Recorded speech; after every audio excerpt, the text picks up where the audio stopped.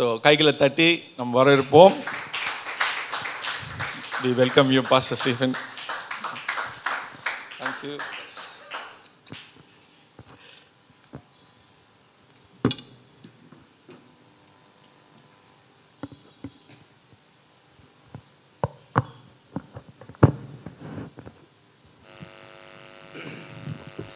Praise the Lord. Amen. Amen. கொஞ்சம் ஒரு சத்தமா. ஆண்டவர் நமக்கு தந்த இந்த நல்ல தருணத்துக்காக ஆண்டவரை நான் துதிக்கிறேன்.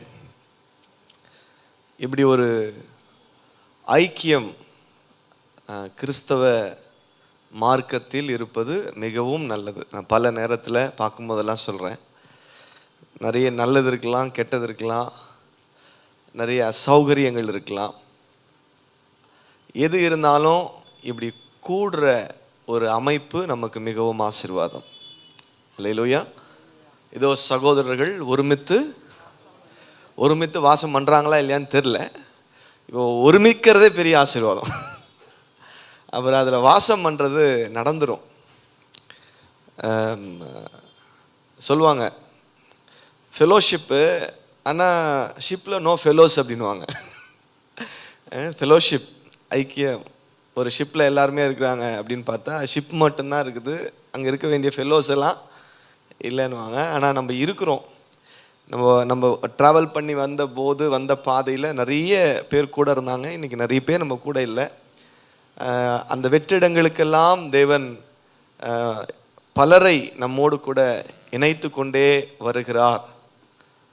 என்ன பேச வரீங்க? அதை தான் பேச வரேன். ஆமென். அதுக்காக ஆண்டவரை நான் துதிக்கிறேன். பாஸ்டருக்காக, அவருடைய குடும்பத்திற்காக, கர்த்தர் நமக்கு தந்திருக்கிற நல்ல ஒரு மிஷன் தரிசனங்களுக்காக.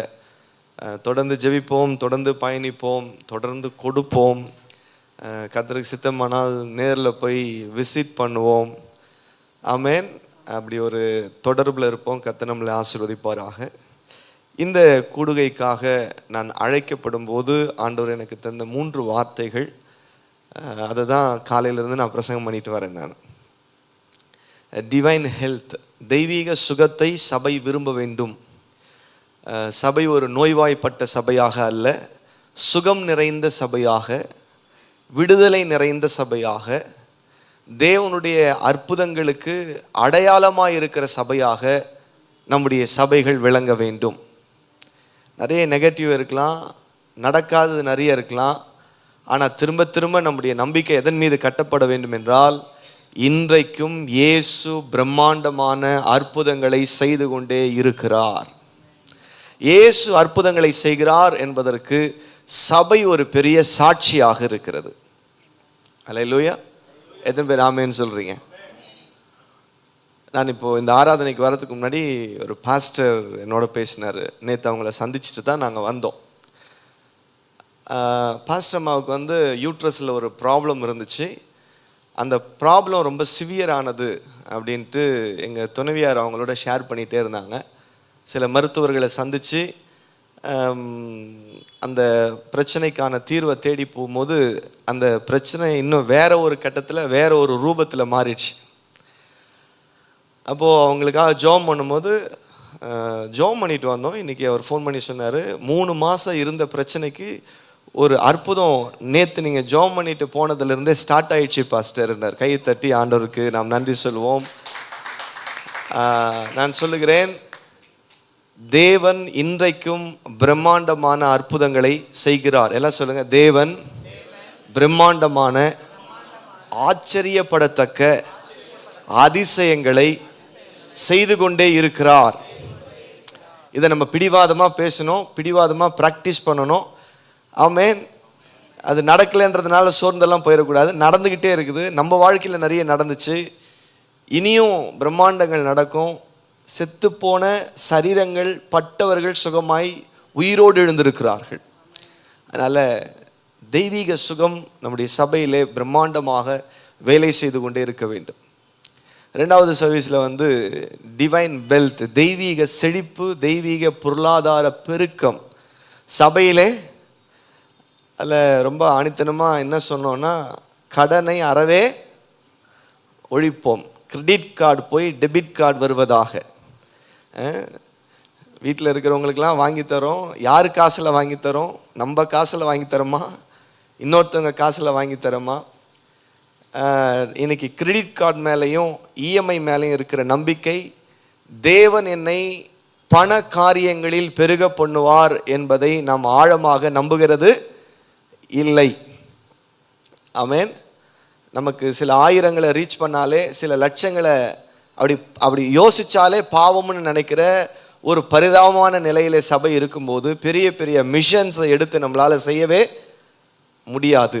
தேசம் எவ்வளவு பெரிதாக இருக்கிறதோ நம்முடைய அக்கௌண்ட் பேலன்ஸும் அந்த அளவுக்கு பெருசாக இருக்கணும். நான் ரொம்ப வெளிப்படையாக தான் பேசுகிறேன், மறைமுகமாக. ஏன்னா சிலருக்கு புரியாது, அவர் என்ன பேசினாரே தெரில, அவர் தமிழில் பேசிட்டு போயிட்டாருன்ற மாதிரி. அதனால் நான் ரொம்ப ஸ்ட்ரைட்டாகவே சொல்கிறேன், பணங்கள் மிகவும் அவசியம் என்பதை நம்மை விட தேவன் அதிகமாக புரிந்து வைத்திருக்கிறார். பூமியில் வாழ்கிற வரைக்கும் அவனுக்கு என்ன தேவை? என்ன தேவை? ஆமாம். அதனால்தான் ஆண்டவர் தங்கத்தை, வெள்ளியை, வைரங்களை, எண்ணெய் வளங்களை ஆண்டவர் எவ்வளவு தோண்டினாலும் கிடைக்கும்படியாக வைத்திருக்கிறார். பழைய ஏற்பாட்டிலும் புதிய ஏற்பாட்டிலும் தேவனுடைய பிள்ளைகளை பொருளாதார காரியங்களில் தேவன் வஞ்சகம் இல்லாமல் ஆசீர்வதித்திருக்கிறார். பணம் வந்தால் கெட்டு போயிடுவோன்ற துருபதேசத்திலிருந்து நாம் வெளியே வந்து, நான் தேவனை நேசிப்பதற்கு பணம் எனக்கு தடையாக இருக்க போவதில்லை, பணம் எனக்கு உதவியாக இருக்க போகிறது. அல்லேலூயா. அதனால் இன்னும் சௌகரியமான ஊழியங்களை செய்வதற்கும் விஸ்தாரமான ஊழியங்களை செய்வதற்கும், குடும்பங்கள் இயேசுவின் நாமத்தை அறிந்திருப்பதற்கு பரிசுத்தத்தை அடையாளமாய் கொண்டிருப்பது போல பொருளாதார செழிப்பும் இந்த சுவிசேஷத்திற்கான அடையாளம் என்பதை மனதார நம்ப வேண்டும். கடன் இல்லாமல் இருக்கிறேன், என் வாழ்க்கையில் பொருளாதார ரீதியாக யாக்கோபு சொல்கிற மாதிரி, ஏசா சொல்கிற மாதிரி, அநேக பரிசுத்தவான்கள் சொல்கிற மாதிரி நிறைவாக போதுமானதற்கும் அதிகமாக தேவன் தந்திருக்கிறார் என்று சொல்லுகிற சாட்சிகள் சபையிலே பெருகுவதாக. வரமாட்டேந்தே, இன்னும் சத்தமாக சொல்லுங்க. அதனால் அதை நம்புவோம். கர்த்தர் நம்மை ஆசீர்வதிப்பார் என்பதை நம்புவோம். அவருடைய வெளிப்பாடுகள், அவருடைய வெளிச்சங்கள் நம்முடைய வாழ்க்கையிலே செல்வங்களை, நன்மையும் கிருபையும் என்னை வாழ்நாளெல்லாம் என் பின்னாடி வந்துக்கிட்டே இருக்கும். நான் கடவுளை பார்த்துட்டு போக நன்மைகள் எனக்கு பின்னாடி தேடி வந்துக்கிட்டே இருக்கும். இன்றைக்கி நம்ம என்ன தான் வைராக்கியமாக போனாலும் நம்ம உடனே போன உடனே பணத்தை தேடி நம்ம போகிற மாதிரி இருக்குது. ஆனால் அது இல்லை. எப்படி ஃபார்முலாலாம், நான் ஏசு முன்னாடி போகிறார், நான் அவரை பார்த்துட்டு பின்னாடி போகிறேன், என் பின்னாடி நன்மைகள், நல்ல எல்லாம் சொல்லுங்கள், நன்மைகள் என்னையும் என் குடும்பத்தையும் என் சந்ததிகளையும் பின் தொடர்ந்து கொண்டே இருப்பதாக. மூணாவது, டிவைன் ரிலேஷன்ஷிப், தெய்வீக உறவுகள் வாழ்க்கையில் எவ்வளவு முக்கியமானது என்பதை இந்த மாலை வேளையிலே நாம் தியானிக்க போகிறோம். அல்லேலூயா. மனிதன் தனிமையாக இருப்பது நல்லது அல்ல அப்படின்ற ஒரு கூற்றை, ஒரு ஸ்டேட்மெண்ட்டை தேவன் தான் முதலில் வைக்கிறார்.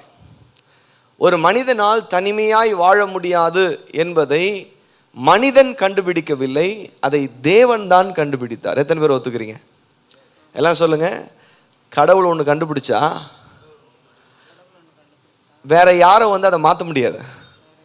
இப்போ சயின்டிஸ்ட்லாம் பாருங்கள், ஒருத்தர் கண்டுபிடிச்சிட்டாருன்னா அதுதான் முடிவு கிடையாது. மனிதன் எதிலிருந்து வந்தவன், அது கொஞ்ச நாள் நம்பிட்டு இருந்தாங்க. அதுக்கப்புறம் இன்னொரு ஆய்வாளர்கள் அப்படிலாம் கிடையாது, குரங்கிலிருந்து மனுஷன் வரல. நம்ம ரொம்ப ஆணித்தனமாக அழுத்தமாகலாம் பல வசன ஆதாரங்களை வச்சுலாம் நம்ம பிரசங்கம் பண்ண வேண்டியதே இல்லை. அவங்களே அடிச்சுக்கிறாங்க, அவங்களே ஒருத்தரை நம்புறதில்லை. நம்ம ரொம்ப தெளிவாக இருக்கிறோம். தேவ சாயலில் மனிதன் உண்டாக்கப்பட்டான், மண்ணிலிருந்து தேவன் மனிதனை உண்டாக்கினார், அவனுடைய நாசியிலே தமது சுவாசத்தை ஊதினார் அப்படின்றதுல நம்ம ரொம்ப தெளிவாக இருக்கிறோம். நம்மளாம் சயின்டிஸ்ட் லெவலுக்குலாம் நம்ம படிக்கலை, ஆனால் நமக்கு தெளிவு இருக்குது. எல்லாம் சொல்லுங்கள். பெரிய பெரிய படிப்புகளை படிக்க முடியலனா கூட, இப்படி கூட சொல்லலாம், பெரிய பெரிய படிப்புகளை படித்து தெளிவில்லாமல் இருக்கிறதுக்கு, ஒன்றும் படிக்கலனா கூட பைபிள் படித்ததுனால, தெளிவாக இருக்கிறது தான் நல்லது. அதனால் இவர் படிப்புக்கு விரோதின்னு தயவுசே நம்பாதீங்க. படிப்பு ரொம்ப அவசியம்னு இந்த உலகம் நம்புது, அதனால் நம்ம படிக்கிறோம்.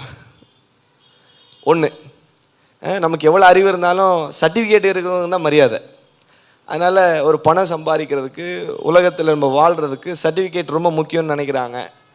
அதனால் படிப்பு ரெண்டு விஷயத்துக்காக. ஒன்று, தேவனுடைய மகத்துவங்களை இன்னும் கூடுதலாக அறிந்து கொள்வதற்கு. ரெண்டாவது, இந்த உலகத்தில் நல்ல வாழ்க்கை வாழ்வதற்கு படிப்பு மிகவும் அவசியமாக இருக்கிறது. ஆனால் இந்த உலக படிப்புகள் தேவனுடைய ஞானத்தை மிஞ்சப் போவது இல்லை. எத்தனை பேர் ஆழமாக நம்புறீங்க? இனி எவ்வளவு ஆய்வாளர்கள் வந்தாலும், எவ்வளவு கட்டுரைகள் எழுதினாலும், வேத எழுத்துக்கள் தான் தேவனுடைய உண்மைகள் தான். அதில் எந்த மாற்றமும் இல்லை. அல்லேலூயா. அப்போ அவர் ஒரு கூற்று சொல்றாரு, மனிதன் தனிமையாக இருப்பது, ஆமாம், தனியாக வாழ முடியாதுன்னு சொல்றாரு. ஏன் சொல்றாருன்னா, நாம் தேவனுடைய சாயலாக இருக்கிறதுனாலே தேவனும் தனி நபர் அல்ல. எல்லாம் சொல்லுங்க, தேவன் எப்படிப்பட்டவராக இருக்கிறாரு? நம்ம சாயல் இருக்காரு. எல்லாம் ஒன்று தான். அவர் சாயல் நம்ம இருக்கிறோம், நம்ம சாயல் மாதிரி அவர் இருக்கிறோம். ஓகே. தேவன் எப்படிப்பட்டவராக இருக்கிறார்? தேவன் எப்படி இருக்கிறார்? சிங்கிளா இருக்காரா? பன்மையில் இருக்கிறாரா? ஒருமையில் இருக்கிறாரா? ஆமாம், நிறைய அவர் ஒரே கடவுள்னு ஒரு வாதம் இருக்குது, 3 கடவுள்னு வாதம். எப்படியோ எப்பா இந்த டாக்டரின் சண்டைக்கெல்லாம் போகிற மாதிரி இல்லை. அதான் காலைல சொன்ன மாதிரி, தேவனை ஆராய்ச்சி செய்வதை நிறுத்திவிட்டு தேவனை அனுபவிக்க பழகுங்கள். உதாரணத்துக்கு சொன்னேன், பிரியாணியை வச்ச உடனே இஞ்சி எவ்வளோ சேர்த்தான், பூண்டு எவ்வளோ சேர்த்தான், மசாலா எவ்வளோ சேர்த்தான், கறியை கழுவுனானா இல்லையா, இது என்ன அரிசி, இப்படிலாம் இல்லை. முதல்ல கடைன்னு சாப்பிட்டு முடிச்சுட்டு, அப்புறம் எங்கே வாங்கினீங்க அப்படின்னா, அவசரத்தில் வரும்போது அந்த ரோட்டு கடையில் வாங்கினேன். சுத்தமாக செய்ய மாட்டானே அப்படின்னுவாங்க. அது எப்போ கேட்கணும்? எல்லாத்தையும் சாப்பிட்டு முடிச்சுட்டு தான் கேட்கணும். ஏன்னா இப்போ பிரியாணியை ஆராய்ச்சி பண்ணுறதுக்கு இல்லை, ஃபஸ்ட்டு அதை அனுபவிக்கணும். அவள் தான் கடைன்னு சாப்பிட்றோம். ஆஃப்டர் ஆல் 100 ரூபா பிரியாணியை ஆராய்ச்சி பண்ணாமல் அனுபவிக்கிறோமே. நீங்கள் தேவனை ஆராய்ச்சி பண்ண கடைசியில் எங்கே போய் நிற்பீங்கன்னா, தேவன் இல்லை என்ற நிலையிலே நிற்பீர்கள். அதனால்தான் வேதாகமத்தினுடைய மெத்த படித்தவர்கள் எல்லாம் இறுதியிலே தேவன் என்று ஒருவர் இல்லை என்ற முடிவுக்கு வந்துடுறாங்க. ஏன்னா ஆராய்ச்சி உனக்கு ஒரு நோயை கொண்டு வரும். அதனால் உறவுகள் ஆராய்ச்சி செய்வதற்காக அல்ல, உறவுகளை அனுபவிப்பதற்காக தேவன் கொடுத்திருக்கிறார். அல்லேலூயா.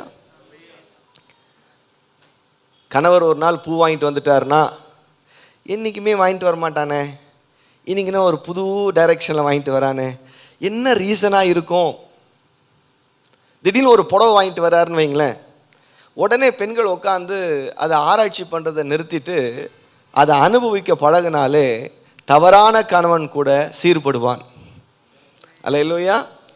அதே மாதிரி என்றைக்குமே ஸ்பெஷலாக செய்யாத உணவை மனைவி செஞ்சு வச்சுட்டு, அத்தான் நீங்கள் வந்துட்டீங்க, இதெல்லாம் நான் செஞ்சு வச்சுருக்கிறேன் போது, என்ன காரணத்துக்காக ஐஸ் வைக்கிறான்னு நீங்கள் ஆராய்ச்சி பண்ணிங்கன்னா, நீ சுவையான சமையலும் இழப்பாய், சுவையான மனைவியும் இழப்பாய்.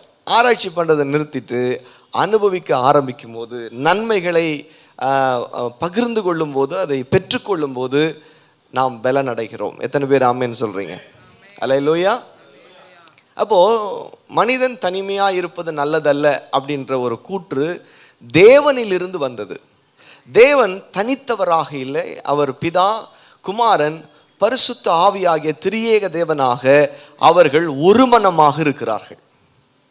எல்லாம் ஒரு ஆமேன்னு சொல்லுங்க. இப்போ ஒரு மனதையும் ஐக்கியத்தையும், ஃபெலோஷிப்னு சொல்கிறோம்ல, ஐக்கியத்தையும் ஒரு தெய்வீக உறவையும் யார்கிட்டேருந்து கற்றுக்கிறது? ஆதாம் ஏவாள் கிட்டேருந்து கற்றுக்கிறதா? இல்லை காயின் ஆபேல் கிட்டேருந்து கற்றுக்கிறதா? இல்லை நோவா ஃபேமிலி சேம் காம் யாபேத் கிட்ட கற்றுக்கிறதா? இல்லை யாக்கோபுடைய 12 பிள்ளைகள் கிட்டேருந்து கற்றுக்கிறதா? எல்லா ஐக்கியத்திலிருந்து கொஞ்சம் கொஞ்சம் விஷயங்களை நம்ம கற்றுக்கொள்றதுக்கு வேதாகமத்தில் நிறைய சாத்தியக்கூறுகள் இருக்கிறது. ஆனால் ரொம்ப பிரதானமாக பிதா, குமாரன், பரிசுத்த ஆவியாகிய திரியேக தேவனுடைய ஐக்கியத்திலிருந்து நம்முடைய ஐக்கியத்தை நாம் கற்றுக்கொள்ளும் போது, அது போன்ற ஒரு வலிமையான ஐக்கியத்தை இந்த உலகம் பார்த்திருக்காது. அல்லேலூயா. புரிஞ்சவங்க மட்டும் ஒரு ஆமேன்னு சொல்லுங்க. ஆமேன். ஐக்கியத்தை எப்போவுமே நம்ம பார்க்குற பார்வை எல்லாமே கொஞ்சம் பிரச்சனையாக தான் இருக்குது. பண விஷயத்தை பார்க்குற பார்வையிலையும் பிரச்சனையாக தான் இருக்குது. சுகத்தை பற்றி பார்க்குற விதத்திலும் பிரச்சனையாக தான் இருக்குது. ஐக்கியத்தை பார்க்கும் போதும் அது பிரச்சனையாக தான் இருக்குது. அதனால் நம்ம எப்படி பார்க்குறோன்றத கொஞ்சம் தள்ளி வச்சுட்டு எப்படி டிவைன் ஹெல்த்தை தேவன் பார்க்கிறார், சுகத்தை தேவன் எப்படி பார்க்கிறார். நம்ம எல்லாருக்கும் ஒவ்வொரு வித்தியாசமான கருத்து இருக்கலாம். ஆனால் வியாதிகளை பற்றி, நோய்களை பற்றி தேவனுடைய நினைவு என்ன? நான் சொன்னேன், தேவன் தனது வாழ்நாளில் ஒரு முறை கூட ஒரு 5 நிமிடம் நாம் தலைவலியோடு இருப்பதை தேவன் விரும்புவது இல்லை அப்படின்னு சொன்னேன். எத்தனை பேர் அதை நம்புகிறோம்? ஆமேன். அது எப்படி கடவுள் தலைவலி டிபார்ட்மெண்ட்டே அவர் கையில் தானே இருக்குது. அப்பப்போ கொஞ்சம் தலைவலியை பெர்சன்டேஜ் அளவில் நமக்கு சப்ளை பண்ணுறவரே அவர் தான் நினைக்கிறோம். ஆனால் அது அப்படி அல்ல. தேவனிடத்திலிருந்து தீமை வருவது இல்லை. அல்லேலூயா. தேவனிடத்திலிருந்து என்ன பண்ணுறது இல்லை? தீமை வருவதில்லை.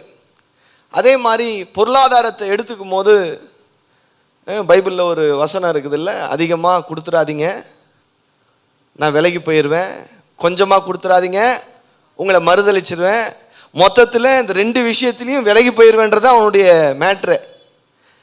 உன்னுடைய உறவை பணம் தீர்மானிக்கிறதா அன்பு தீர்மானிக்கிறதான்றதா அங்கே மேட்ரு. ஆமேன். அதனால் பைபிளில் ஐஸ்வர்யத்தை பற்றியும் பொருளாதார பெருக்கத்தை பற்றியும் எத்தனையோ ஆதாரங்கள் இருக்கும்போது யாரோ ஒருவர் சொல்லிவிட்டார் என்பதற்காக எனக்கு அதிகமாக வேணாம் அதிகமாக வேணாம், உங்ககிட்ட அதிகமாக முதல்ல இல்லை சாமி, என்ன பண்ணுறது? அதிகமாக இல்லை. எத்தனை பேர் அதிகமாக இருக்குதுன்னு நினைக்கிறீங்க? காலைல சொல்லும்போது சொன்னேன், ஆபிரகாம் பார்த்து 4 செவத்துக்குள்ளே உட்காந்துட்டு நான் ரொம்ப ஸ்டாரு. அவர் சொல்ல, ப்ளீஸ் அந்த ரூம்லேருந்து வெளியே மேலே பாரு, உன்னை விட சூப்பர் ஸ்டார்லாம் இருக்கிறாங்க. அதனால் நமக்கு நாமே மிஞ்சிய மதிப்பை கொடுத்து பார்க்குறோம்.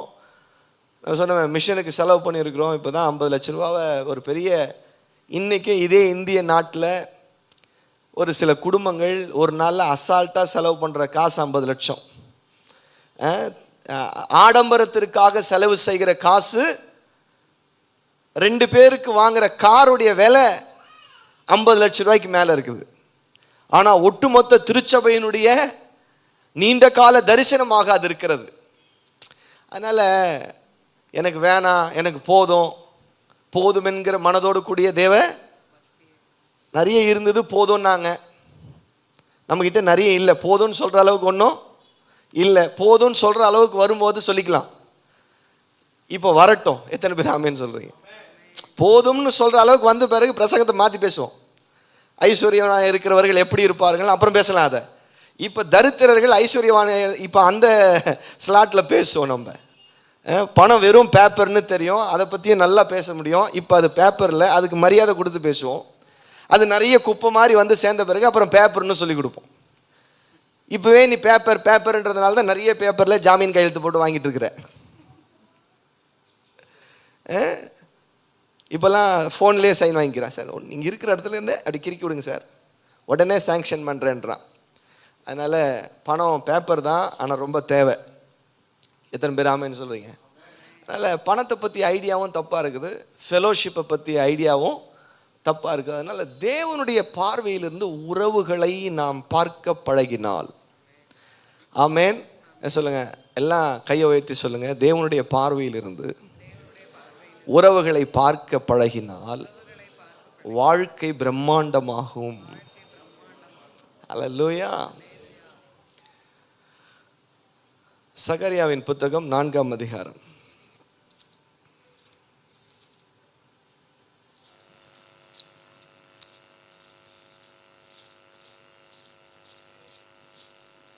நாலாவது அதிகாரத்தில் 11வது வசனத்திலிருந்து வாசிக்கலாமா? பின்பு நான் அவரை அவரை நோக்கி நான் அவரை நோக்கி குத்துவிளக்குக்கு வலதுபுறமாகவும் குத்து விளக்குக்கு வலதுபுறமாகவும் அதற்கு இடதுபுறமாகவும் அதற்கு இடதுபுறமாகவும் இருக்கிற இந்த 2 ஒலிவ மரங்கள் இந்த 2 ஒலிவ மரங்கள் என்னவென்று கேட்டேன். மறுபடியும் நான் அவரை நோக்கி 2 பொற்குழாய்களின் வழியாய் 2 பொற்குழாய்களின் வழியாய் தொங்கி பொன்னிறமான எண்ணெயை தங்களிலிருந்து இறங்க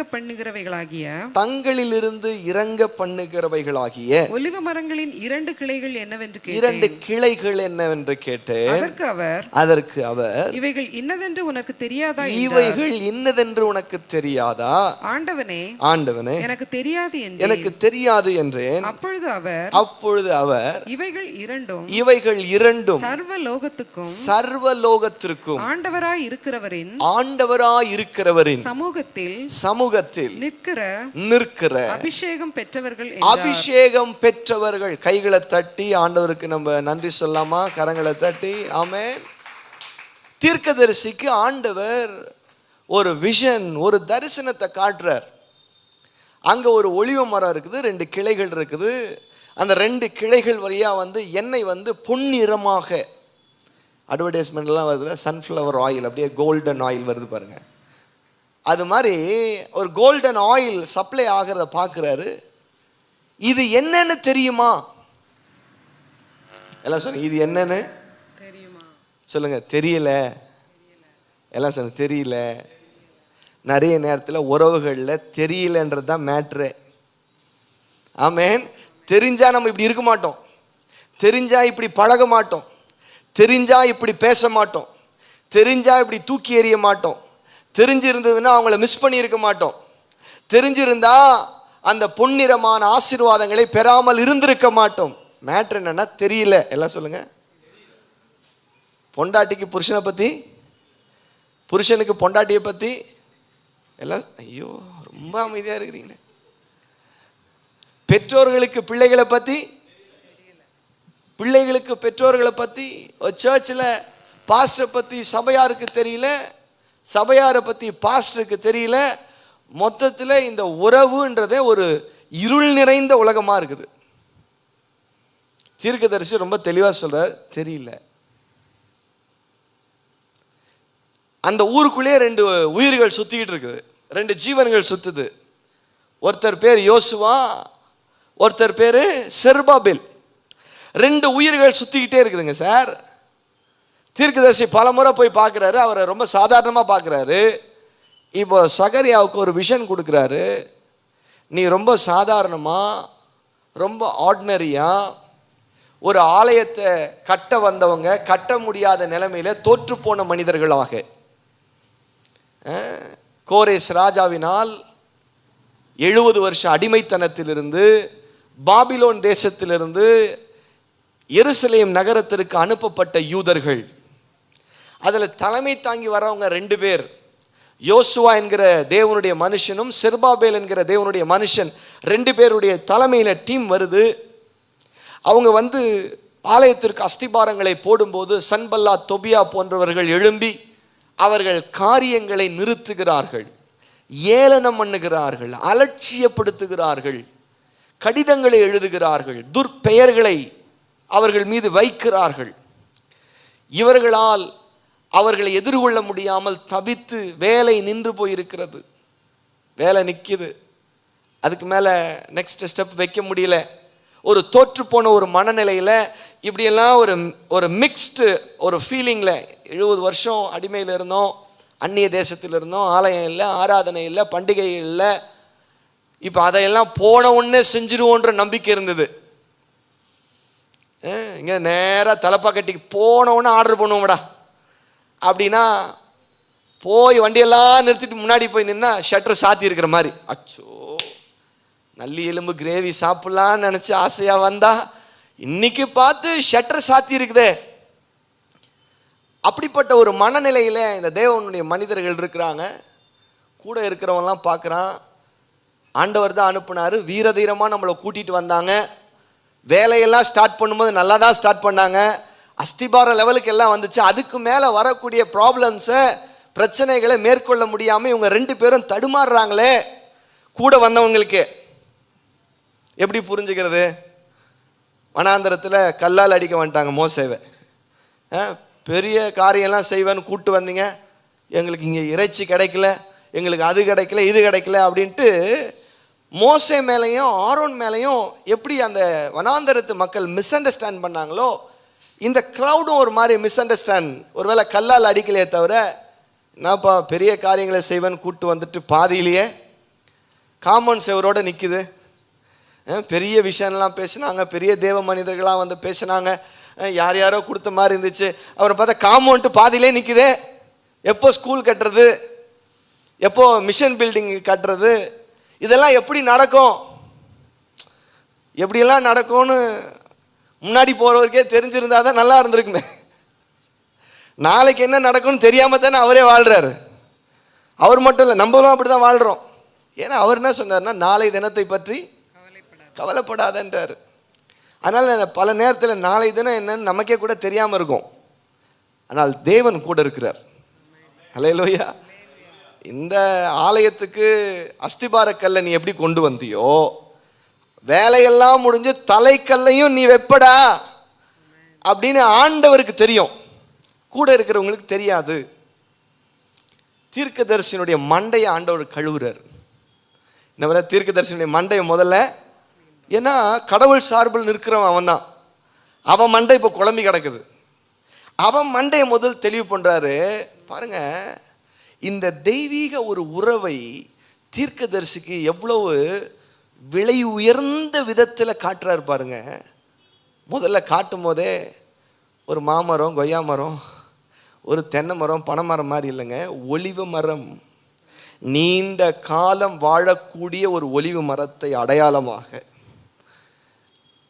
நீ நினைக்கிற, அவங்க கிட்டேருந்து எந்த சப்ளை வரலன்னு நினைக்கிற, பொன்னிறமான எண்ணெய் வடிந்து கொண்டே இருக்கிறது. தீர்க்கதரிசியே, உன் பார்வை அவங்கள வந்து இந்த விதத்தில் பார்க்கணும்னு சகரியாவுக்கு ஆண்டவர் சொல்கிறார். அல்லேலூயா. எல்லாம் சொல்லுங்க, சொல்லுங்க.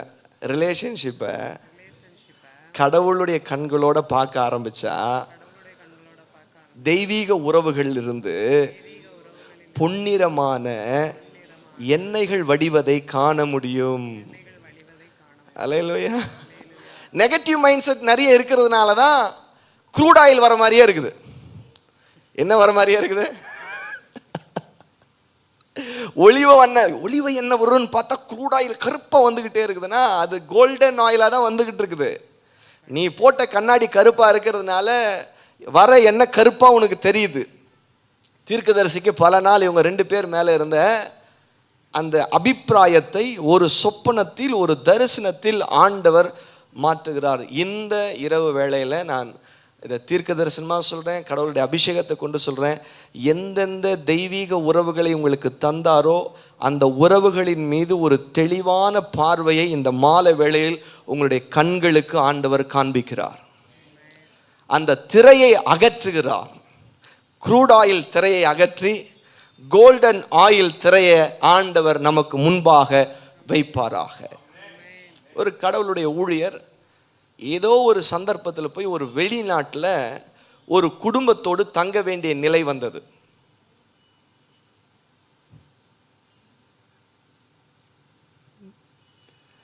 ஒரு பாஸ்டர் ஏதோ ஒரு சந்தர்ப்பத்தில், நல்லதோ கெட்டதோ தெரியாத ஒரு வீட்டில் போய் தங்க வேண்டிய நிலை வந்தது. அவங்க அவரை மதிக்கலை. பொதுவாக வெளிநாடுகளுக்கு முறையான அழைப்போடு போகலன்னா என்ன பண்ண மாட்டாங்க, மதிக்க மாட்டாங்க. ஏன்னா அவங்களுக்கு நெக்ஸ்ட் வீசா வரணும், டிக்கெட் வரணும், கிட்டத்தட்ட 1 மாதம் 2 மாதம்லாம் ஸ்டே பண்ணுற மாதிரி வரும். அப்படிலாம் வரும்போது அவங்கள மதிக்க மாட்டாங்க. இவங்க பணம் சம்பாதிக்கிறதுக்காக ஆனால் ஒன்றா கிளம்பி வந்துடுறாங்கப்பா அப்படின்னு ஏளனமாக பார்ப்பாங்க. அவர் கடந்த சில வாரங்களாக அந்த குடும்பத்தினுடைய அவமானங்களை சந்தித்தவராக வேறு வழி இல்லாமல் அப்படியே அமர்ந்திருக்கும் போது ஒரு ஞாயிற்றுக்கிழமை ஆராதனையில் ஒரு ஆராதனைக்கு போயிருக்கிறார். அந்த குடும்பத்தோடு சேர்ந்து போயிருக்கிறார். அங்கே வந்த ஒரு தேவனுடைய மனுஷன், அவர் வந்து ஆராதனை வந்து நின்ன உடனே ஒரு ப்ராஃபஸி சொல்லியிருக்கார். இவரை கூப்பிட்டு, நீங்கள் வாங்க, நீங்கள் கடவுளுடைய ஊழியக்காரன், நீங்கள் அங்கே உட்காரக்கூடாது, இங்கே வந்து உட்காருங்கன்னு சொல்லியிருக்கிறார். கையை தட்டி ஆண்டவருக்கு. இந்த ஒரே நிகழ்வு அந்த ஊழியக்காரன் மேலே இருந்த அந்த அபிப்பிராயம் அந்த குடும்பத்திற்கு மாறிவிட்டது. அதுக்கப்புறம் அந்த தேசத்திலிருந்து இந்தியா வர வரைக்கும் ராஜ மரியாதையோடு அந்த குடும்பம் நடத்தி இருக்குது. இந்த தீர்க்க தரிசனத்துக்கு முன்னாடியே அவர் ஊழியக்காரர் தான், இந்த தீர்க்க தரிசனத்துக்கு பிறகு அவர் ஊழியக்காரர் தான். இந்த குடும்பத்துக்கு அவர் மீது இருந்த திரையை தேவன் அகற்றினார். தெய்வீக உறவுகள் மீது இருக்கக்கூடிய திரைகள் இயேசுவின் நாமத்தினாலே அகற்றப்படுவதாக. எல்லாம் சொல்லுங்க, உறவுகள் எல்லாம் பெரிய காரியங்களை செய்வதற்காக தேவனால் இணைக்கப்படுகிறார்கள். ஒரு தற்செயலான சந்திப்புகள் அல்ல. அப்போஸ்தலனாகிய பவுல் பெரிய மேதாவி தான், மெத்த படித்தவர் தான். அவருடைய லைஃப்பில் கொஞ்சம் தியானம் பண்ணி பார்த்தீங்கன்னா அநேக நபர்களை ஆண்டவர் கனெக்ட் பண்ணுறார். அனனியான்ற தீர்க்கதரிசியை கனெக்ட் பண்ணுறார். அனனியான்ற தீர்க்கதரிசி வருவதினால் என்ன நடக்குதுன்னா, அவருடைய லைஃப்பில் ஒரு முதல் மிராக்கல், முதல் அற்புதத்திற்கு வாய்க்காலாக ஆண்டவர் அனனியாவை பயன்படுத்துகிறார். கண்கள் மூடப்பட்ட நிலையில் 3 நாட்கள் இருக்கும்போது இந்த தீர்க்கதரிசி அனுப்புகிறாரு. இந்த மனுஷனுக்கு பவுல் மேலே நிறைய நெகட்டிவ் தாட், நிறைய தவறான எண்ணங்கள் இருக்குது. யார் மேலே? பவுல் மேலே. ஆண்டவர் உட்காந்து கிளியர் பண்ணுறார். முதல்ல அனனியா மண்டையை கழுவுறார். தீர்க்கதரிசின்றதுனால மண்டை தெளிவாக இருக்கும்லாம் சொல்ல முடியாது. நிறைய கற்றுக்கொண்டவங்களுக்கு நிறைய குழப்பம் இருக்கிற மாதிரி தீர்க்கதரிசிகள் நிறைய நேரத்தில் குழப்பத்தோடு தான் இருப்பாங்க. அவங்க நிறைய குழப்பத்தில் அவசரமாக நிறைய நேரத்தில் சில வேலையெல்லாம் செஞ்சு சில விஷயம்லாம் உள்ளே எழுதி வச்சிருக்கிறதுனால அதெல்லாம் தெய்வ வாக்க நம்பிக்கிட்டு நம்ம ஃபாலோ பண்ணிகிட்ருக்குறோம். அதனால தான் நான் ஏற்கனவே சொன்னேன், எந்த தீர்க்கதரிசி எதை பேசியிருந்தாலும் ஜீசஸோட ஒப்பிட்டு பார்த்தீங்கன்னா அங்கே ஒரு கிளியர் பிக்சர் வந்துடும். அதுக்கு ஒரு சின்ன அடையாளம், மொட்டைத்தலையா ஏறிவான்னு எலிசாவை பார்த்து சிறு பிள்ளைகள் பேசும்போது கோவப்பட்டு மிருகங்களுக்கு கட்டளையிட்டு கரடிகள் வந்து பிள்ளைகளை அழித்து போட்டது. இவர் பெரிய தீர்க்கதரிசி தான், 14 அற்புதங்களை செய்தவர் தான். அதனால் இவர் செஞ்சது நியாயம் ஆயிருமா? இல்லை. எங்கேயாவது ஒரு பிள்ளையாவது இயேசு கரடிகளை கொண்டு சாகடித்தாரா? அதான் கேள்வி. இல்லைன்னா அந்த தீர்க்கதரிசி செய்தது தப்பு. இதுதான் நமக்கு ஸ்கெயில். எத்தனை பேர் ஆமேன்னு சொல்கிறீங்க? யார் மோசே செஞ்சாலும் சரி, ஆதாம் யார் செஞ்சாலும் சரி, ஜீசஸோட கம்பேர் பண்ணும்போது வசனம் நமக்கு பல நேரங்களில் வெளிச்சமாக மாறிடும். பலவிதமான வேதாகமத்தினுடைய மூட நம்பிக்கைகளும் மாறும். வேதாகமத்தில் மூட நம்பிக்கை இருக்குது. எத்தனை பேர் நம்புறீங்க? நம்முடைய வேதம் மிகவும் அற்புதமான ஒரு புத்தகம். என்னன்னா, உள்ளதை உள்ளபடியே காரியங்களை சொல்லி வைத்திருக்கிறது. அப்போ அனனியா வரும்போது அனனியா வழியாக பவுலுக்கு கண்களை ஆண்டவர் திறக்கிறார். அவனை என்ன சொல்லி அனுப்புறாருன்னா, அனனியா கிட்ட சொல்றாரு, சபைகளை துன்பப்படுத்துகிறவன், சபைகளை அழிக்கிறவன் என்கிற ஒரு தப்பான மனநிலையோடு அனனியா நீ இருக்கிற. ஆனால் அவன் ராஜாக்களுக்கு முன்பதாக நின்று இந்த சுவிசேஷத்தை கொண்டு போகிறவன். அப்படியே மைண்ட்ல சில வினாடிகளில் தேவன் உறவுகளை பற்றிய பிக்சரை ஆண்டவர் மாற்றார். நம்ம பிக்சர் என்ன ஆயிரும்? நம்ம பேசுறது என்ன நடக்குதுன்னா, நல்ல 10 வருஷம் அவரை பற்றி நல்லா நினச்சிருந்துருப்போம், 20 வருஷம் அவர் மேலே நல்ல மதிப்போடு இருந்திருப்போம். ஒரு ஆள் 10 நிமிஷம் பேசியிருப்பான், 20 வருஷம் மதிப்பை அப்படியே தலைகீழாக மாற்றுற அளவு வல்லமையான வார்த்தைகளை வச்சிருப்போம். நீங்கள் நிறைய சிரிக்கிறத பார்த்தா நான் சொல்றது எத்தனை பேருக்கு விளங்குது? பல வருஷம் நம்பிக்கையோடு இருக்கக்கூடிய, அன்போடும் நம்பிக்கையோடும் மரியாதையாக இருக்கக்கூடிய ஒரு நபருடைய வாழ்க்கையில் சில வினாடிகள் நாம் பேசும்போது அவர்களை மிகவும் தவறான நபர்களாகவே சித்தரிக்கிற வார்த்தைகள் நம்மிடத்தில் இருக்கிறது. ஆனால் கடவுள் பேசும்போது நம்ம கிட்ட உறவுகளுக்கு மத்தியில் இருக்கக்கூடிய தவறான எண்ணங்களை தேவன் சரி செய்கிற வார்த்தைகளை செய்கிறார். கையை தட்டி ஆண்டவருக்கு நன்றி சொல்லுவோம். அப்படியே மேலே தூக்கி வைக்கிறாரு பவுலை எங்க தூக்கி வைக்கிறாரு? மேலே தூக்கி வைக்கிறாரு. நீ நினைக்கிற மாதிரி இல்லை, கொலை செஞ்சானா? கொலை செஞ்சான். கொலை செய்யறதுக்கு காரணமா இருந்தானா? ஆமா. சபைகளை துன்பப்படுத்த, நீ சொல்றதெல்லாம் உண்மைதான் அனன்யா, ஆனா அவனை நான் கையில பிடிச்சிருக்கிறேன். அவன் ராஜாக்களுக்கு முன்பதாக நிற்கிறவன். ஒண்ணு, கண்கள், உறவுகள் இணைக்கப்படும் போது கண்கள் திறக்கிறது. எல்லாம் சொல்லுங்க. தெய்வீக உறவுகள் இணைஞ்சா குருடான கண்கள் திறக்கப்படுகிறது. சில உறவுகள் இணைந்தால் திறந்த கண்கள் குருடாகிறது. இப்போ சில உறவுகளோடு இருக்கும்போது கண்ணு தெரியுதா கண்ணு மூடுதான்றதா மேட்ரு. சில உறவுகள் வரும்போது வெளிச்சம் வருதா இருள் வருதான்றதுதான் மேட்ரு. சில உறவுகள் வரும்போது தெய்வீக சமாதானம் இருதயத்தை மூடுகிறதா அசௌகரியங்கள் மூடுகிறதா என்பதுதான் விஷயம். அல்லேலூயா, அல்லேலூயா. பவுல் எவ்வளவு படிச்சிருந்தாலும் கடவுளுடைய வெளிப்பாடை பெற்று 14 வருஷம் அந்த அரபு தேசத்தில் போய் தன்னை மறைத்து கொண்டு தேவனுடைய வெளிப்பாடுகளை பெற்ற மனிதனாக இருந்தாலும் அங்கீகாரம் கிடைக்க வேண்டிய இடங்கள்ல அங்கீகாரங்கள் கிடைக்கல. எல்லாம் சொல்லுங்க. அங்கீகாரங்கள் கிடைக்க வேண்டிய இடத்துல கிடைக்கல. கடவுளுடைய அங்கீகாரம் எவ்வளவு முக்கியமோ சக மனிதர்களுடைய அங்கீகாரமும் முக்கியம். எல்லாம் ஆமேன்னு சொல்லுங்க. நம்ம நீ என்ன என்னை அங்கீகரிக்கிறது, தேவன் என்னை அங்கீகரிப்பார் அப்படின்லாம் நம்ம தெனாவட்டாலாம் போக முடியாது. அதே மாதிரி அங்கீகரிக்கப்பட வேண்டியவர்களை அங்கீகரிக்காமல் தொடர்ந்து நாம் நிராகரித்து கொண்டிருப்பதும் தவறு. அங்கீகரிக்கப்பட வேண்டியவர்கள் அங்கீகரிக்கப்பட்டே ஆக வேண்டும். பவுல் அங்கீகரிக்கப்படல. அப்போ ஒரு தெய்வீக உறவை ஆண்டவர் கனெக்ட் பண்றார். பர்னபா. ஆமேன். சபையினுடைய ஆறுதலின் மகன் பவுலுக்கு அனன்யாவுடைய ரிலேஷன்ஷிப் கிடைச்ச உடனே கண்கள் திறக்கப்படுகிறது. பவுலுக்கு பர்னபாவுடைய கனெக்ஷன் கிடைச்ச உடனே அப்போஸ்தலர்களோட ஒரு ஐக்கியம், ஒரு நல்ல ஃபெலோஷிப் பில்ட் ஆகுது. தெய்வீக உறவுகள் இணைக்கப்படும் போது அந்த உறவுகள் மற்றவர்களோடு நம்ம இணக்கமாக நல்ல மேன்மையான உறவுகளோடு நம்மளை கனெக்ட் பண்ணுற பாலமாக இருப்பாங்க. நம்ம லைஃப்பை எல்லாம் சொல்லுங்க, ஒரு இடத்துல இருந்து இன்னொரு மேலான இடத்துக்கு ஷிஃப்ட் ஆகிறதுக்கு சில உறவுகளை தேவன் அனுப்புகிறார்.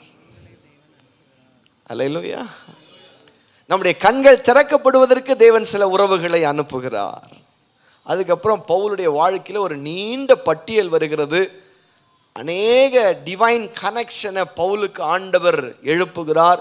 அதன் மூலமாக அவர் ஆறுதல் அடைகிறார். அதன் மூலமாக ஊழியங்கள் பெருகுகிறது. அதன் மூலமாக சபைகள் பெருகுகிறது. அதன் மூலமாக சீடர்கள் பெருகுகிறார்கள். ஒரு பெரிய விரிவாக்கம் உண்டாகிறது. எல்லாம் சொல்லுங்க. தெய்வீக உறவுகள் நமக்கு மிகவும் முக்கியமானது.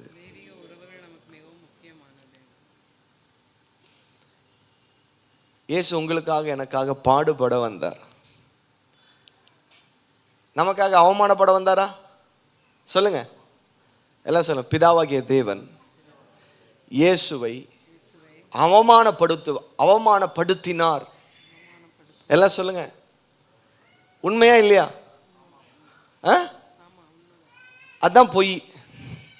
தேவன் ஒரு நாளும் தன்னுடைய குமாரனை அவர் அவமானப்படுத்த, அதான் நான் போன முறை வரும்போது சொன்னேன், தேவன் அவரை கொல்லவில்லை, இந்த உலகம் அவரை கொன்றது. அப்போஸ்தலர் அந்த ஸ்டேட்மெண்ட் தான் சொல்றாங்க. பிதா கொன்னார்னு அவங்க எங்கேயுமே சொல்லவே இல்லை. நம்ம தான் பிதற்றி கொண்டிருக்கிறோம். உலகம் அவரை கொன்றது, தேவன் அவரை எழுப்பினார். இதுதான் நம்முடைய அறைகூவலாக இருக்க வேண்டும். இந்த உலகம் அவரை அவமானப்படுத்துச்சு, இந்த உலகம் அவரை அசிங்கப்படுத்துச்சு, இந்த உலகம் அவரை காரி துப்புச்சு, இந்த உலகம் அவரை கீழ்த்தரமா நடத்துச்சு. அசன் என்ன சொல்லுதுன்னா, மத்தேயில அவருடைய கீர்த்தி எங்கும் பரம்பிற்று. உன் பேரை பெருமைப்படுத்துவேன் ஆண்டவர் சொன்னார். ஆபிரகாமுக்கு சொன்னாரா? ஆதி பிதாக்களுக்கெல்லாம் நடந்ததா? இயேசுடைய 3 வருஷ ஊழியத்தில் பிதாவாகிய தேவன் இயேசுவை எவ்வளவு மேன்மைப்படுத்த முடியுமோ அவ்வளவு அவர் மேன்மைப்படுத்தினார். அல்லேலூயா. அவருக்கு தேவையான எல்லாத்தையும் சப்ளை பண்ணார். அவருக்கு வேலை செய்யறதுக்கு, ஆமென், இயேசுக்கு வேலை செய்யறதுக்கு யாரெல்லாம் இருந்தா? மீன்கள் கூட வேலை செஞ்சது சார். 2 வெள்ளிக்காசை மீன் கொண்டு வந்து கொடுக்குது. இந்த பூமியில இயேசு வாழும்போது எந்த குறையும் இல்லாமல் வாழ்ந்தார். சொல்லுங்க, இந்த உலகத்தில் இயேசு வாழும்போது பிதாவாகிய தேவன் அவருக்கு எந்த குறையும் வைக்கல. அவர் பெரிய கன்வென்ஷன் நடத்துகிறாரு. 20,000 பேர் வந்துட்டாங்க. இவங்களுக்கெல்லாம் சாப்பாடு கொடுக்கணும்னு ஒரு விஷயம் வரும்போது உட்காந்து மண்டையை சொரிஞ்சுக்கிட்டு இல்லை, உங்ககிட்ட என்ன இருக்குது கொண்டு வாங்கன்னாரு. கையில் வந்தவொடனே மேலே பார்த்தாரு, எல்லாமே சந்திக்கப்பட்டது.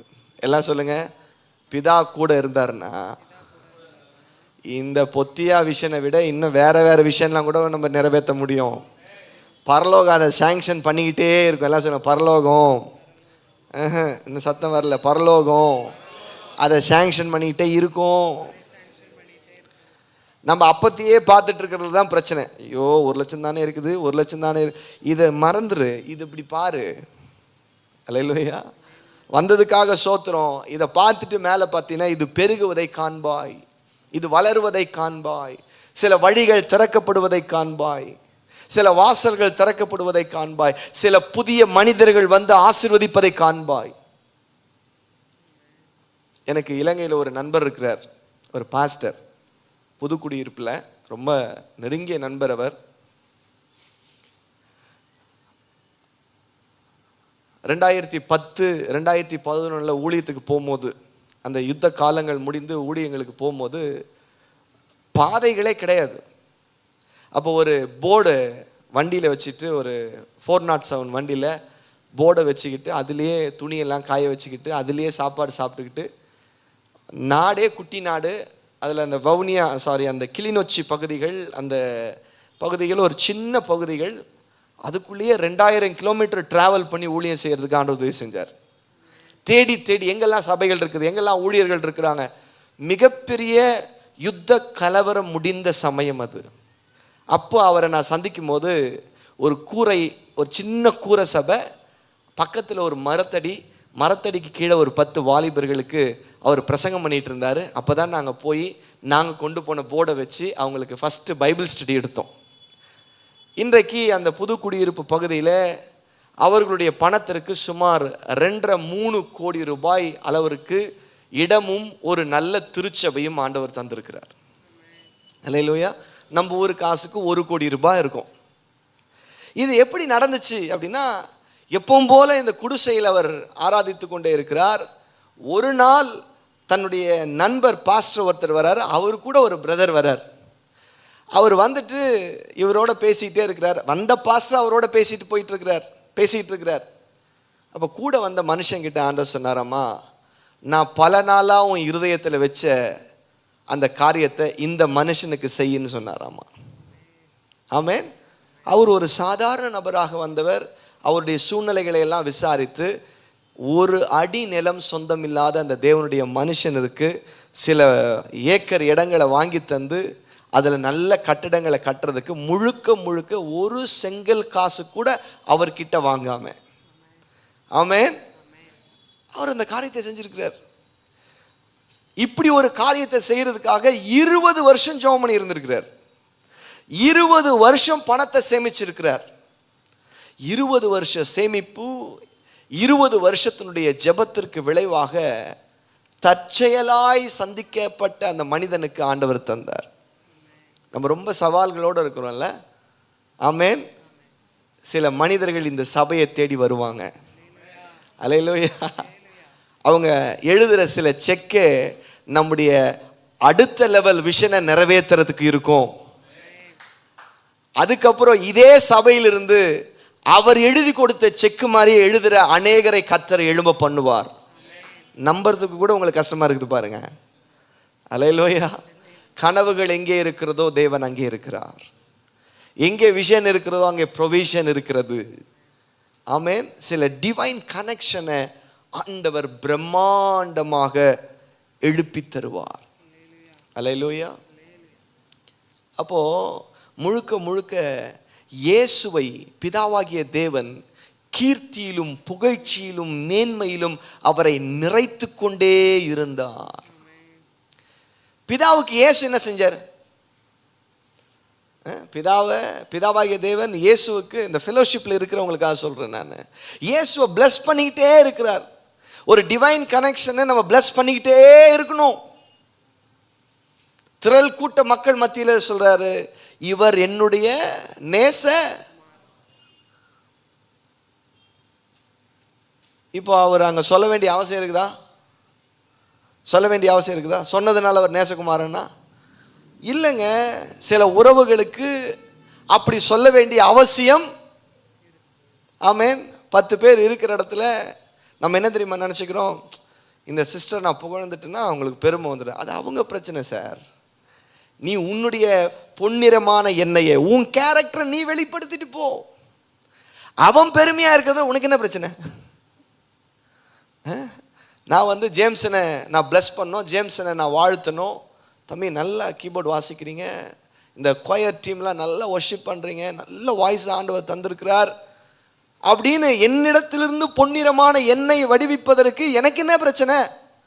அவங்க தாழ்மைக்கு நான் ஏன் பொறுப்பெடுக்கணும்? அல்லேலூயா. அதனாலே பல நேரத்தில் தேங்க்ஸ் சொல்கிறது இல்லை, சாரி சொல்கிறது இல்லை. என்ன க்ளோரி என்ன பண்ணுறோமா? உன் க்ளோரியை யாரும் திருட மாட்டாங்க. கடவுளுடைய க்ளோரி யாரும், எல்லாம் சொல்லுங்க, நான் வச்சிருக்கிற க்ளோரியை யாரும் திருட முடியாது. ஏன்னா நீயே திருடி தான் வச்சிருக்கிற. எப்படி நம்ம க்ளோரியை நம்ம கிட்ட இருந்து யாரையும் பிரிக்க முடியாதோ, தேவனுடைய க்ளோரியை நீங்க என்ன கோடி வார்த்தைகளை சொல்லியும் அவருடைய மகிமையை நம்மால் பறிக்கவே முடியாது. தேவன் மகிமையில் நிறைந்தவராக இருக்கிறார். அல்லேலூயா, அல்லேலூயா.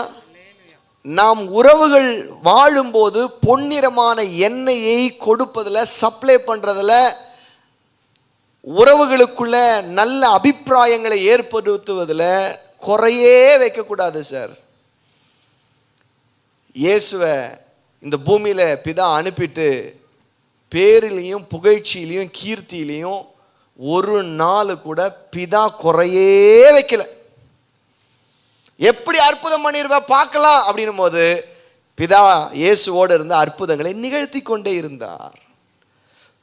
பயங்கரமான கேள்விகளை கேட்டு திக்குமுக்காட வைக்கலான்னு இயேசுவை பிளான் பண்ணும்போது பிதா கூடவே நிற்கிறார். எந்த இடத்திலும் அவருடைய முகம் செத்து போகிற மாதிரி பிதா நடந்து கொள்ளவே இல்லை. இதுதான் உறவினுடைய லட்சணம். இந்த பிதாவாகிய தேவனை பற்றிய தப்பான அபிப்பிராயங்கள் இந்த உலகத்துக்கு இருந்துச்சு. இயேசு எல்லாத்தையும் கிளியர் பண்ணிக்கிட்டே இருந்தார். எல்லாம் சொல்லுங்க, எல்லாம் சொல்லுங்க. இயேசு பிதா மேலே இருந்த அலிகேஷன்ஸ், பிதா மேலே இருந்த தப்பான அபிப்பிராயங்கள், பிதா மேலே மக்களுக்கு இருந்த நெகட்டிவ் தாட்ஸ் அவர் தொடமாட்டார். அவர் நம்மளை பார்க்க மாட்டார். அவர் செவிகள் அடைக்கப்பட்டிருக்கிறது. அவர் நம்ம பக்கத்தில் நிற்க மாட்டார். அவருக்கு முன்னாடி நம்ம தீண்டத்தகாதவர்கள், நாம் அவருக்கு தூரமானவர். இப்படி எல்லா விதமான எண்ணங்களையும் இயேசு லைவா செஞ்சு காட்டி, நீ நினைக்கிற மாதிரி பிதா இப்படி இல்லை, அவர் அன்பானவர் என்பதை இயேசு காண்பித்து கொண்டே இருந்தார். என்ன ஒரு பொன்னிறமான எண்ணெயை ரிலேஷன்ஷிப்பில் ஒருத்தருக்கு ஒருத்தர் ஷேர் பண்ணுறாங்கன்னு பார்க்குறீங்களா? பரிசுத்த ஆவியானுடைய பங்களிப்பு பிதாவை பற்றி, இயேசுவை பற்றி கிளாரிட்டி கொடுத்துக்கிட்டே இருக்கிறார். அன்னையிலிருந்து இன்னி வரைக்கும் தெளிவை கொடுத்து கொண்டே இருக்கிறார். எவ்வளவு தப்பாக நாம் யோசித்தாலும் நம்முடைய தப்பான மனநிலையிலிருந்து பரிசுத்த ஆவியானவர் நம்மை விலக்கி கொண்டே இருக்கிறார். எத்தனை பேர் நம்புறீங்க? எல்லாம் சொல்லுங்க. தெய்வீக உறவுகள் ஒருவரை ஒருவர் ஊக்கப்படுத்துகிறது, ஒருவரை ஒருவர் கீர்த்தி செய்கிறது, ஒருவருடைய தரிசனத்துக்கு ஒருவர் தோல் கொடுக்கிறது. பிதாவுடைய கனவை இயேசு நிறைவேற்றுறார். இயேசுடைய கனவை பரிசுத்த ஆவியானவர் நிறைவேற்றுறார். பரிசுத்த ஆவியானுடைய கனவுகளை பிதா நிறைவேற்றுறார். இன்னி வரைக்கும் சொல்லுங்க, உலகத்திலேயே சொல்லுங்க, உலகத்திலேயே சண்டை போடாத 3 உறவு, சண்டை போடாத ஒரு 3 உறவு, சந்தேகப்படாத ஒரு 3 உறவு, அடிச்சிக்காத 3 உறவு, இடிவாய் பேசிக்கொள்ளாத ஒரு 3 உறவு, அவமானப்படுத்தி கொள்ளாத ஒரு 3 உறவு உலகத்திலே பிதா, குமாரன், பரிசுத்த ஆவியானவர். இந்த உறவுகளை நம்ம தியானம் பண்ண நம்முடைய தெய்வீக உறவுகளை நம்மால் ஆசீர்வதிக்க முடியும்.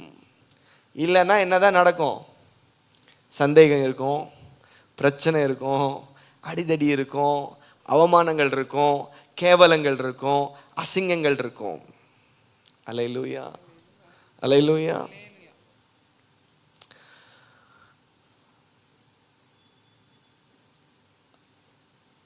இது சரியா தப்பா அப்படின்றதெல்லாம் ஒரு பக்கம் இருக்கட்டும்.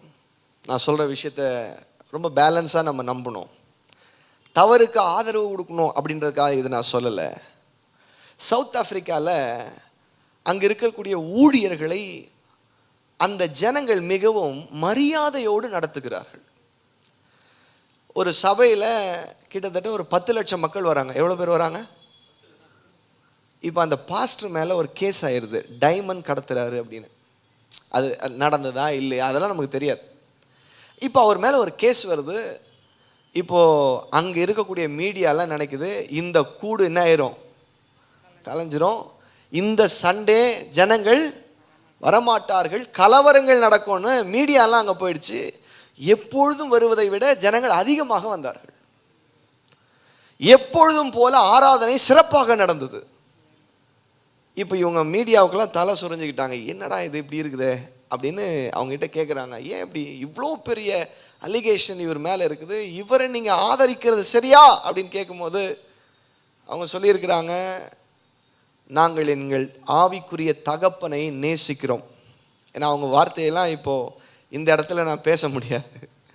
நாங்கள் எங்கள் ஆவிக்குரிய தகப்பனை நேசிக்கிறோம். அதுக்கு ஒரு ஆதாரத்தை சொல்கிறாங்க. நாங்கள் கருப்பு இன மக்களாக இருக்கிறோம், நாங்கள் காம்படி மக்களாக இருக்கிறோம், நாங்கள் சபிக்கப்பட்டவங்களாக இருக்கிறோம். ஏன் அப்படின்னா எங்களுடைய முற்பிதாவாகிய காம் அவருடைய தகப்பனுடைய நிர்வாணத்தை அவர் பார்த்து எல்லாரிடத்திலும் பரப்பினதினால் சாபத்தை சந்ததிகளுக்கு கொண்டு வந்தார். இப்பொழுது எங்கள் ஆவிக்குரிய தகப்பனாருடைய நிர்வாணத்தை மூடுவதினால் அந்த சாபங்கள் ஆசீர்வாதமாய் மாறும் என்பதை நம்புகிறோம். எத்தனை பேர் இப்போ நிர்வாணங்களை வெளியே சொல்கிறதுல நமக்கு ரொம்ப இன்ட்ரெஸ்ட்டு. ஆனால் உறவுகளில் நிர்வாணங்களை மறைப்பது தேவனுடைய அன்பாக இருக்கிறது. நம்முடைய நிர்வாணங்களை எல்லாம் தேவன் பேச ஆரம்பித்தாருன்னா நெஞ்ச நிமித்துறதுக்கு ஒத்த ஆளு கிடையாதுங்க. நெஞ்ச நிமித்துறதுக்கு எந்த ஊழியக்காரனும் கிடையாது, எந்த விசுவாசிகளும் கிடையாது. தேவன் நம்மை மிகவும் நேசிப்பதற்கு ஒரு அடையாளம், நாம் பல காரியங்களிலிருந்து விடுவிக்கப்படுவதற்கான காரியம் நம்முடைய நிர்வாணங்களை அவர் மறைப்பதினால். அந்த அன்பு தான் நம்மளை பாவத்திலிருந்து விலக்குதே தவிர நம்முடைய நிர்வாணங்களை தேவன் அவர் அதை பறைசாற்ற விரும்பினால் நம்முடைய நிர்வாணங்களாகத்தான் இருக்கும். அல்லேலூயா. உறவுகள் வரும்போது நிர்வாணங்கள் மறைக்கப்பட வேண்டிய அவசியம். எத்தனை பேர் ஆமேன்னு சொல்றீங்க? ஆமேன். அது ஆவிக்குரிய மனிதர்கள், டிவைன் கனெக்ஷன். அதனால தப்பெல்லாம் ஆதரிக்கணும்னு நான் சொல்ல வரல. ஆனால் சில நேரங்களில் நிர்வாணங்கள் மறைக்கப்பட வேண்டிய அவசியம் இருக்கிறது. பாஸ்டர் திடீர்னு கோவப்பட்டாரு, அதை ஒரு பெரிய மேட்டரா பேசுறது. சபையில் மூப்பர்கள், சபையில் இருக்கக்கூடிய தலைவர்கள் சில அசௌகரியமான காரியங்களில் நடந்து கொள்ளும்போது அதை பெரிய விமர்சனமாக்குறது. நான் சொல்கிறேன், பொன்னிறமான எண்ணெய்களை மிஸ் பண்ணிடாதீங்க. எல்லாம் சொல்ல, விமர்சனங்களால் நிர்வாணங்களை வெளிப்படுத்துறதுனால தெய்வீக ஆசீர்வாதங்களை தடையாக மாறிவிட வேண்டாம். அல்லேலூயா, அல்லேலூயா. எத்தனை பேர் சொல்கிறீங்க, என் லைஃப்பில் டிவைன் கனெக்ஷன் ரொம்ப முக்கியமானது. உலகத்தான் பாருங்க, பொருளாதாரத்தில் பெருகுவதற்கு பல நெட்வொர்க் வச்சிருக்கிறான். நமக்கு இருக்கிற நெட்வொர்க்லாம் பணத்தை மட்டும் மையமாக வச்சதில்லை, பரிசுத்த ஆவியினால் இணைக்கப்படுகிற அந்த உறவினுடைய மேன்மை தான் பிரம்மாண்டங்களை சந்திச்சேன்.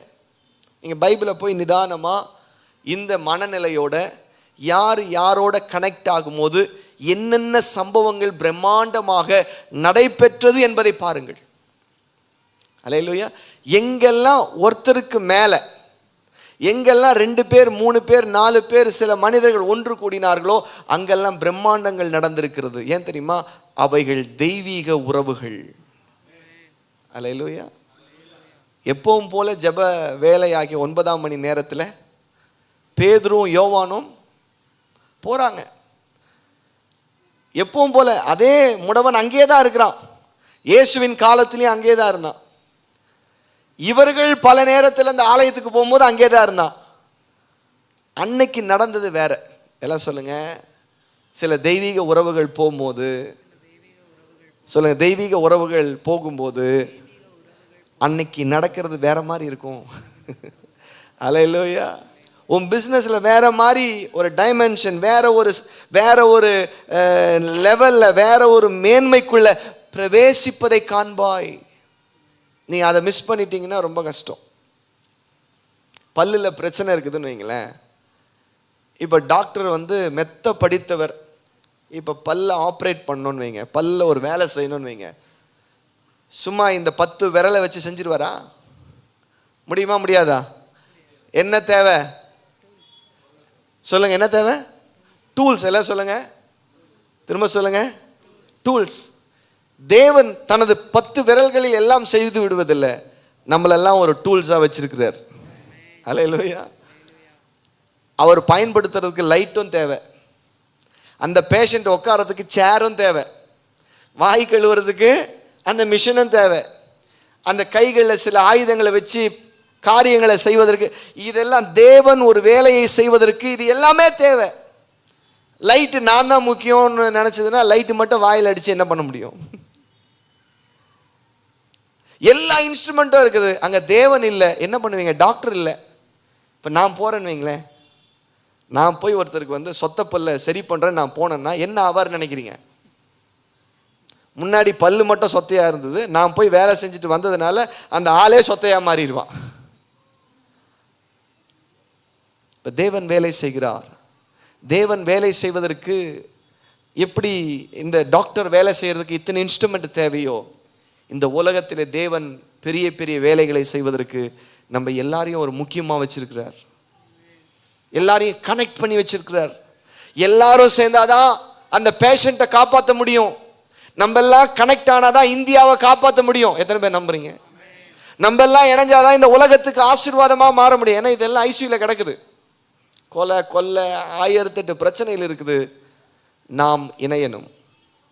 இணையும் போது ஒருவரை ஒருவர் வாழ்த்த வேண்டும், ஒருவருடைய புகழ்ச்சிக்கு ஒருவர் காரணமாக இருக்க வேண்டும், ஒருவரில் இருக்கக்கூடிய பொன்னிறமான எண்ணெயை மற்றவருக்கு ஷேர் பண்ணணும்.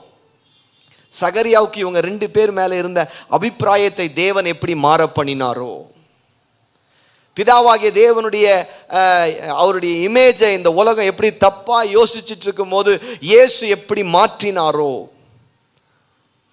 நல்லதை மட்டும் செஞ்சுக்கிட்டு இருக்கிற வேலையை நம்ம செஞ்சுக்கிட்டே இருப்போம். எத்தனை பேர் ஆமேன்னு சொல்றீங்க? தீமையை மட்டும் விதைக்கிறத நம்ம விட்டுருவோம், அதை கடவுளுடைய கையில் விட்டுருவோம், நன்மையை விதைத்து கொண்டே போவோம். எத்தனை பேர் ஆமேன்னு சொல்றீங்க? எல்லாம் சொல்லுங்க. தெய்வீக உறவுகள் நமக்கு மிகவும் அவசியமானது. அவைகள் மேன்மைப்படுத்தப்பட வேண்டியது, அவைகள் ஆசீர்வதிக்கப்பட வேண்டியது, அவைகள் கீர்த்தினாலும் புகழ்ச்சியினாலும் பிரமிக்கப்பட வைக்க வேண்டியது. இந்த எண்ணங்கள் ஆழமா வந்துருச்சுன்னா கணவன் மனைவியை ஆசீர்வதிக்காம இருக்கவே, மனைவி கணவனை ஆசீர்வதிக்காம இருக்கவே. நிறைய நேரத்தில் அம்மாமார் அப்பனை போட்டு கொடுக்குது, நீ அவனை நம்பாத, என்ன பண்ணாத. அவரால் வந்த காயத்தினால பிள்ளைகளுடைய இருதயத்தில் அப்பாவை பற்றிய நஞ்சை விதைப்பது, அம்மாவை பற்றிய நஞ்சை விதைக்கிறது, ஒரு சேஃப் ஜோன் ஏற்படுத்திக்கிறது. பிள்ளைகள் இருக்காங்கன்னா இந்த ஆள் தான் கைவிட்டா, இனி பிள்ளைகள் தான் நமக்கு ஆதரவு, இந்த பிள்ளைகளை அரவணைப்பதன் மூலமாக நாம் எதிர்காலத்தை நாம் வளமாக்கி கொள்ளலாம்னு கூட இருக்கிற உறவுகளை தப்பான அபிப்பிராயத்தை உண்டாக்கி உறவுகளை தன் பக்கமாக இருக்கிற இப்படிப்பட்ட கேடுகட்ட புத்தியெல்லாம் ஒரு பக்கம் வச்சுட்டு, அல்லேலூயா, நன்மைகளை விதைப்போம். எல்லாம் சொல்லுங்க, நன்மைகளை விதைப்போம். ஆமேன். பாஸ்டர் பற்றி தப்பா பேசுறது, சக உறவுகளை பற்றி தப்பு, இதெல்லாத்தையும் நிறுத்துவோம். நம்முடைய ஒரே நோக்கம் என்னவா இருக்கணும்னா, ஆண்டவரே தப்பான மைண்ட் செட்டில் இருக்கிறவங்களுக்கு சரியான மைண்ட் செட்டை கொண்டு வருகிற வார்த்தைகள் என்னிடத்திலிருந்து வருவதாக. அல்லேலூயா. நான் பேசுறதுனால ஒருத்தருடைய இமேஜ் டேமேஜ் ஆகக்கூடாது. நான் நிறைய ஜெபம் பண்ணேங்க இதுக்காக. ஏன்னா நமக்கு அப்படிப்பட்ட ஒரு ஆற்றல் இருக்குது. இந்த சிஸ்டரை பற்றி என்னால் சில நிமிஷத்தில் ஒரு தப்பான அபிப்பிராயத்தை ஏற்படுத்த முடியும். இவங்களை பற்றி ஒரு தப்பான அபிப்பிராயத்தை ஏற்படுத்த முடியும். நீங்களாம் எவ்வளோ ஜாம்பவான்கள் தெரியுமா? ஸ்டீஃபன் பாஸ்டர் வித்தின் செகண்டில் தப்பான நபராக சித்தரிக்க முடியும். அசிங்கப்படுத்த முடியுமா? அசிங்கப்படுத்த முடியும். அவமானப்படுத்த முடியுமா? இனி அந்த ஆளுடைய மூஞ்ச பார்க்கவே முடியாத அளவுக்கு வார்த்தைகள் உங்களிடத்தில் இருக்கிறதா? ஆமென். அது சக்சஸ் நினைக்கிறீங்களா? அது கம்ப்ளீட்லி ஃபெயிலியர். ஆமென். தெய்வீக உறவுகளை நேசிப்போம், தெய்வீக உறவுகளை கட்டுவோம். கர்த்தர் நம்முடைய தரிசனங்களை நிறைவேற்றுவாராக. நம்ம எல்லாருமே அவருடைய பார்வையிலே தேவையானவர்கள். ஜெபம் பண்ணலாமா? கண்களை மூடி. ஹல்லேலூயா. நன்றியோடு உம்மை துதிக்கிறோம். இருக்கிற இடத்துல கரங்களை உயர்த்தி, என் வாழ்நாள் காலத்தில் என்னுடைய பேச்சினால என்னுடைய செயல்கள்னால அநேகருடைய ரியல் இமேஜை, சரியான ஒரு பார்வையை ஆண்டவரே நான் கெடுத்திருக்கிறேன். என்னை மன்னியும், என்னை மன்னியும் ஆண்டவரே. சொல்லாமா ஆண்டவருடைய சமூகத்தில், ஆண்டவரே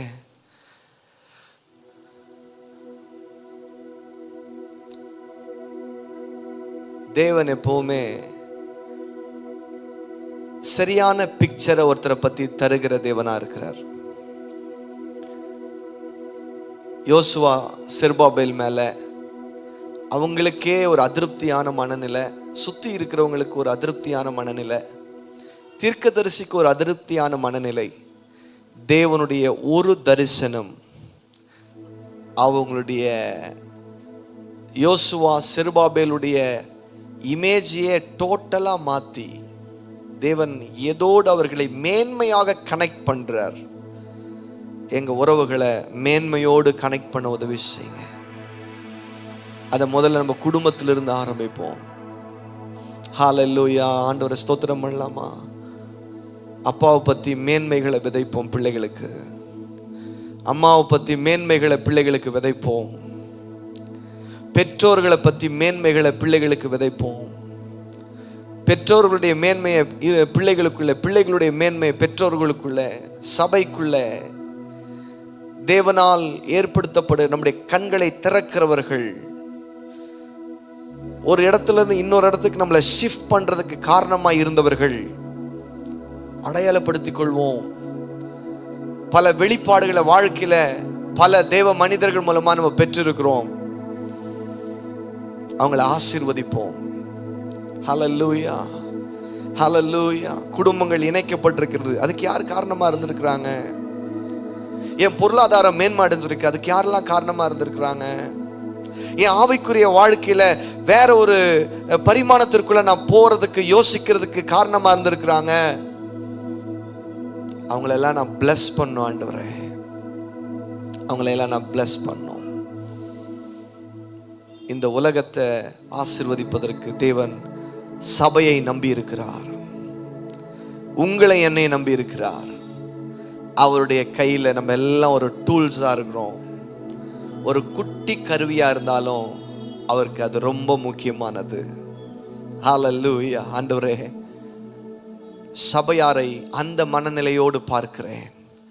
இந்த சபையில் இருக்கிற ஒவ்வொருவரும் அந்த தெய்வீக இணைப்பிலே இணைக்கப்பட்டவர்களாக நாங்கள் உணர்கிறோம். எல்லாரும் முக்கியமானவர்களாக நாங்கள் யோசிக்கிறோம். எல்லாருடைய கீர்த்திக்கும் புகழ்ச்சிக்கும் நாங்களும் காரணம் என்பதை நம்புகிறோம். தப்பான அபிப்பிராயங்கள் எங்கள் மனதிலிருந்து வெளியேறுவதாக. தகப்பன்மார்களுடைய நிர்வாணங்களை வெளிப்படுத்தாமல் ஆண்டவரே மறைக்குவதற்கு உதவி செய்ய. சக உறவுகளுடைய நிர்வாணங்களை பறைசாற்றி தெரியாமல் ஆண்டவரே அன்போடு நடத்துவதற்கு எங்களுக்கு உதவி செய்யும். அன்போடு அவர்களுக்கு காரியங்களை கற்றுக் கொடுப்பதற்கு எங்களுக்கு உதவி செய்யும். அன்போடு காரியங்களை சரி செய்வதற்கு எங்களுக்கு கற்றுத்தரும்படியா நாங்கள் ஜெபம் பண்றோம். உதாசீனம், தூக்கி எறிதல், இதெல்லாம் எங்களை விட்டு போட்டோம்ப்பா. பிதா எப்படி இயேசுவை ஆண்டவரே கீர்த்தி செய்து கொண்டே இருந்தாரோ, இயேசு எப்படி பிதாவை மகிமைப்படுத்தி கொண்டே இருந்தாரோ, இவர்கள் பரிசுத்த ஆவியானவருக்கு எவ்வளவு முக்கியத்துவம் கொடுத்தார்களோ, பரிசுத்த ஆவியானவர் இவர்களுடைய வார்த்தைக்கு எவ்வளவு முக்கியம் கொடுத்தாரோ, அவங்களுக்குள்ள ஒரு நாளும் கருத்து வேறுபாடோ சண்டையோ இல்லாதது போல அப்படிப்பட்ட ஒரு உறவினால் எங்கள் குடும்பமும் எங்கள் சபையும் இருப்பதாக. ஹல்லேலூயா, ஹல்லேலூயா. சபையை நாங்கள் மனதார ஆசீர்வதிக்கிறோம். அப்படிப்பட்ட ஒரு பிணைப்பு சபையில் இருக்கிறதற்காக நாங்கள் நன்றி சொல்லுகிறோம். இயேசுவின் நாமத்தில் ஜெபிக்கிறோம் பிதாவே. இணைந்து சொல்லுவோம். என் ஆத்துமாவே கர்த்தரை ஸ்தோத்திரி, என் முழுமே கர்த்தருடைய பரிசுத்த நாமத்தை ஸ்தோத்திரி. என் ஆத்துமாவே கர்த்தரை ஸ்தோத்திரி, அவர் செய்த சகல உபகாரங்களை மறவாதே. கர்த்தராகிய இயேசு கிறிஸ்துவினுடைய கிருபையும் பிதாவாகிய தேவனுடைய அன்பும் பரிசுத்த ஆவியானவருடைய அன்யோன்யமும் இன்றும் என்றும் கர்த்தராகிய இயேசு கிறிஸ்து வருகை பரியந்த நம்மோடு கூட மாறாமல் நிலைத்திருப்பதாக. ஹல்லேலூயா, ஹல்லேலூயா, ஹல்லேலூயா. ஒருவரை ஒரு வாழ்த்தி கடந்து செல்வோம். God bless you. Amen.